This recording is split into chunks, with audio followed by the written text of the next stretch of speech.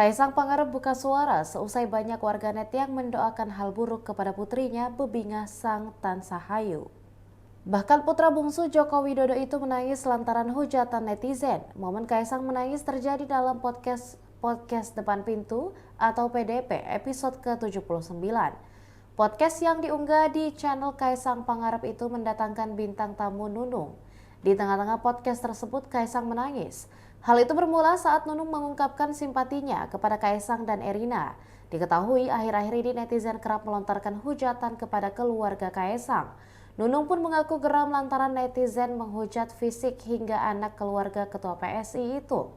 Menanggapi Nunung, Kaisang mengaku terus berusaha menahan diri saat dirinya dan istri dihujat. Namun Kaisang mengaku tak kuat saat netizen mendoakan hal-hal jelek kepada putrinya yang baru lahir. Saat itulah Kaisang menitikkan air mata. Demikian Tribun Hot News kali ini, dan jangan lupa saksikan berita lainnya hanya di kanal YouTube dan juga Facebook Tribun Timur. Download Tribun X sekarang, menghadirkan lokal menjadi Indonesia.